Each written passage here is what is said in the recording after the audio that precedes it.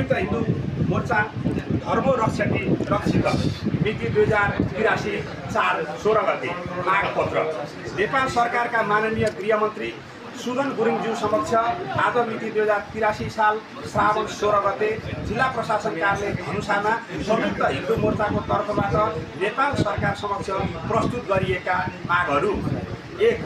दिगो शान्ति, सामाजिक सत्ता, धार्मिक सहिष्णुता तथा धार्मिक सह अस्तित्वको प्रवर्धनका लागि किराँत बौद्धसहित 81% हिन्दूको बाहुल्यता भएको नेपाल राष्ट्रलाई हिन्दू राष्ट्र कायम गर्ने विषयमा स्पष्ट समय सीमा तोकी सर्वदलीय बैठक मार्फत छलफल प्रक्रिया अगाडि बढाउने र यसको समय सीमा 3 महिनाभित्र यसलाई प्रक्रियामा लैजान भन्ने रहेको छ।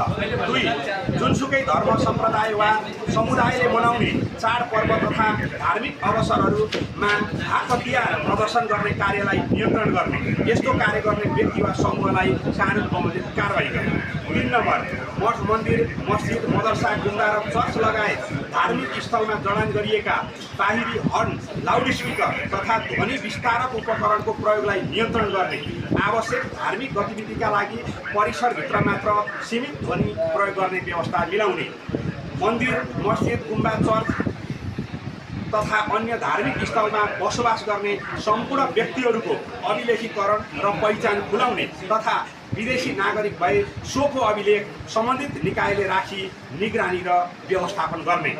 बुँदा नम्बर 5, सामाजिक सञ्जाल वा अन्य माध्यमबाट धार्मिक, साम्प्रदायिक, जातीय हिंसा, द्वेष, चरित्र हत्या वा अतिवादी सोच फैलाउने व्यक्तिहरूको पहिचान गरी प्रचलित कानुनअनुसार कारबाही गर्ने। बुँदा नम्बर 6, सुनसरी देवानगञ्ज घटनापछि भएको आन्दोलनका क्रममा पक्राउ परेका व्यक्तिहरूमाथि दर्ता भएका मुद्दाहरूको पुनरावलोकन गरी आवश्यक निर्णय लिने तथा सम्बन्धित व्यक्तिहरूलाई कानुनी प्रक्रियाअनुसार रिहा गर्ने। बुँदा नम्बर 7, आन्दोलनका क्रममा घाइते भएका व्यक्तिहरूको उपचार तथा आवश्यक स्वास्थ्य सेवाको व्यवस्था गर्ने। बुँदा नम्बर 8, धार्मिक आयोगहरूको औचित्य, आवश्यकता र कानुनी आधारहरूको पुनरावलोकन गरी आवश्यक प्रक्रिया अगाडि बढाउने। मागपत्रको बुँदा नम्बर 9, आन्दोलनमा सहभागी नागरिकको सुरक्षा तथा शान्ति सुरक्षाको प्रत्याभूति नेपाल सरकारले गर्ने। 10.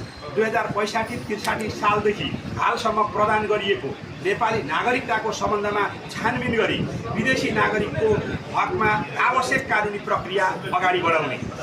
बुँदा नम्बर 11, मदरसा, मस्जिद तथा अन्य धार्मिक स्थलहरूमा विभिन्न फन्डिङहरूको छानबिन गरी अनुगमन तथा निगरानी गरी तत्काल कारबाहीको प्रक्रिया अगाडि बढाउने।